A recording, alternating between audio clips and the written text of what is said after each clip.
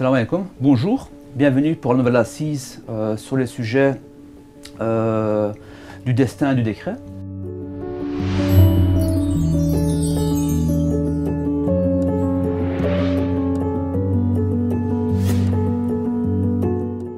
Nous avons discuté dans la partie 1 des fondements de la foi, où il y a des choses que de manière cognitive on peut démontrer, donc l'intelligence, le coefficient intellectuel.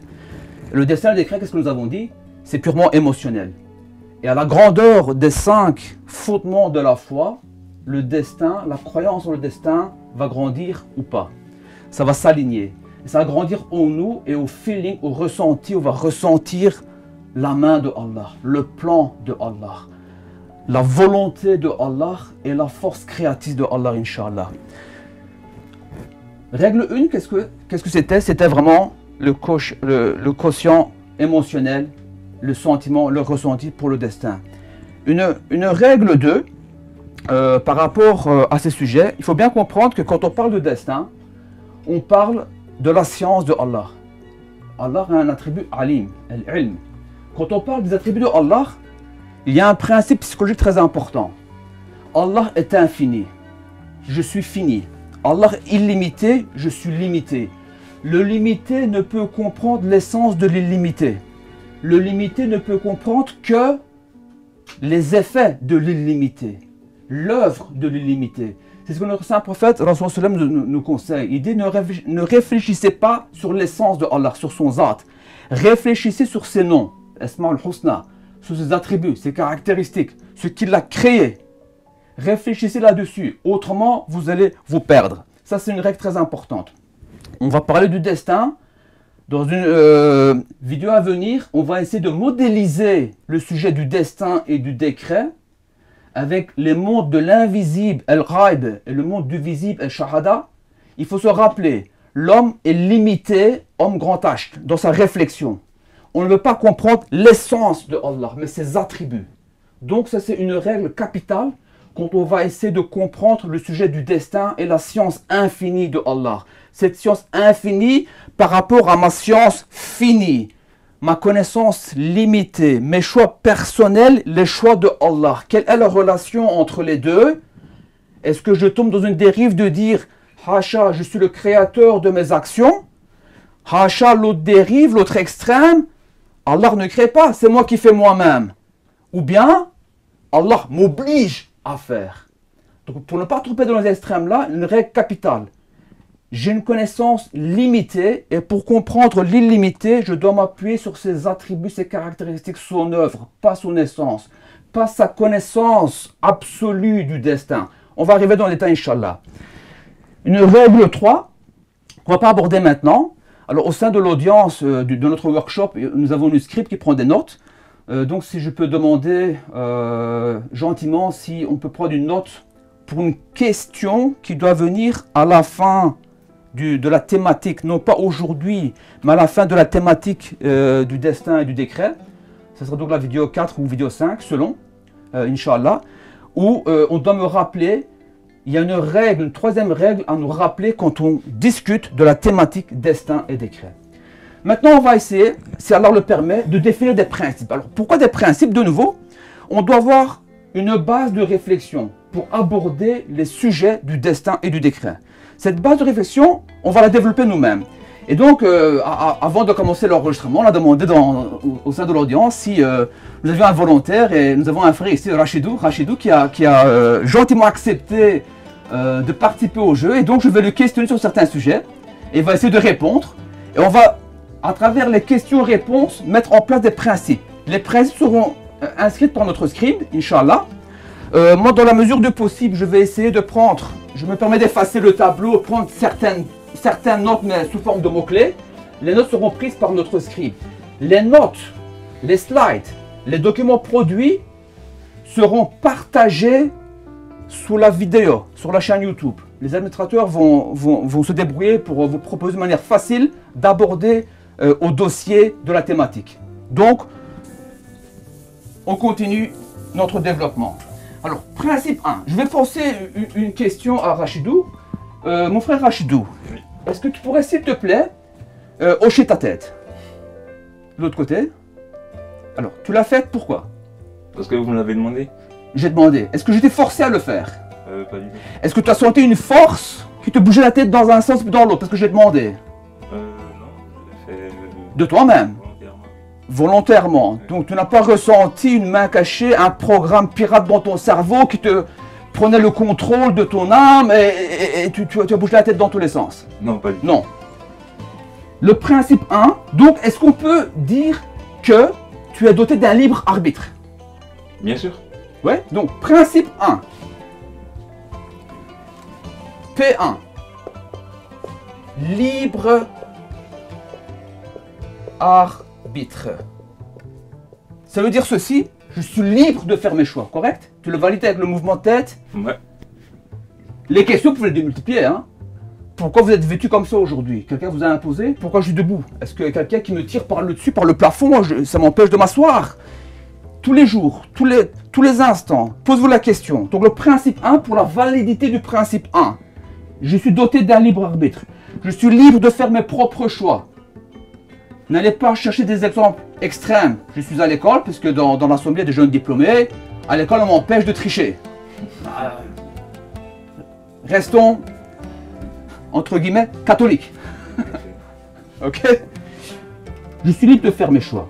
Il n'y a pas une entité supérieure, une force cachée qui m'a forcé à faire quelque chose. Ouais? Le principe 1. Principe 2. On va encore faire un petit jeu. Rachidou, question piège. Quelle est la capitale de la France? Paris. Waouh! Magnifique. Quelle est la devise monétaire utilisée en Europe? L'euro. Il connaît tout.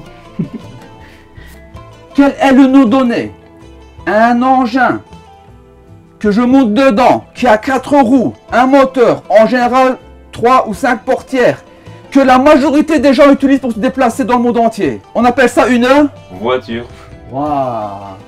Vous savez pourquoi elle a dit Paris? Parce que je l'avais écrit.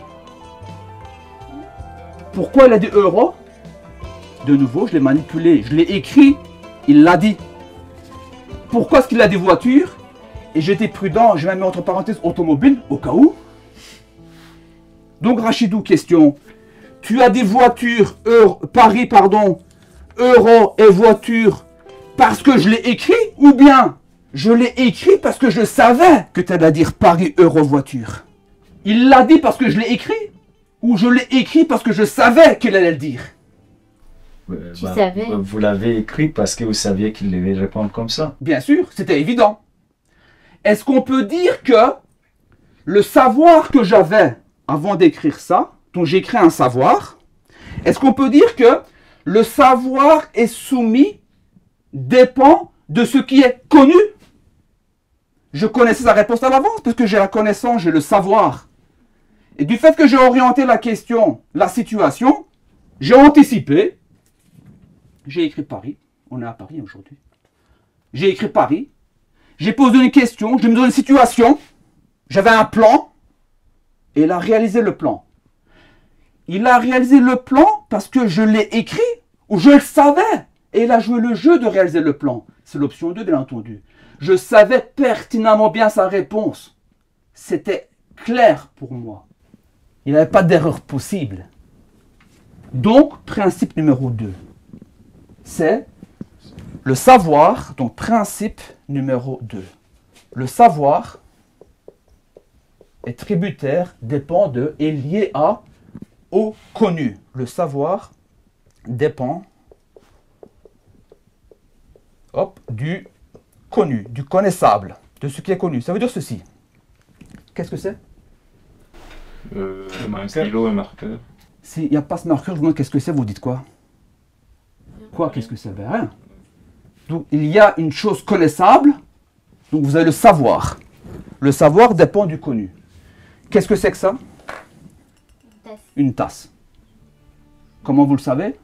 Je le vois. Si maintenant c'est pas là, qu'est-ce que c'est le truc? Il n'y a rien.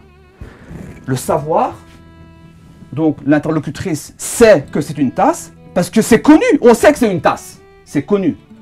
Le savoir dépend du connu. Une chose qui n'existe pas, on ne le sait pas. On n'a pas le savoir. on va pas philosopher. Hein. Si vous googlez un petit peu avec la philosophie, c'est quoi la différence entre la connaissance et le savoir, vous aurez beaucoup d'informations, c'est pas le but. Le savoir dépend de la connaissance. Un exemple trivial. Donc on a des jeunes diplômés, je suis convaincu que vous êtes passés par les cours de physique de 4e secondaire, mouvement rectiligne uniforme, c'est quelque chose qu'on a plus ou moins tous entendu. Un exemple, vous avez un train, c'est un train, il part sur ses rails dans un sens, avec une vitesse X, à un instant T. Une erreur d'aiguillage, ça arrive, même au meilleur. Hein.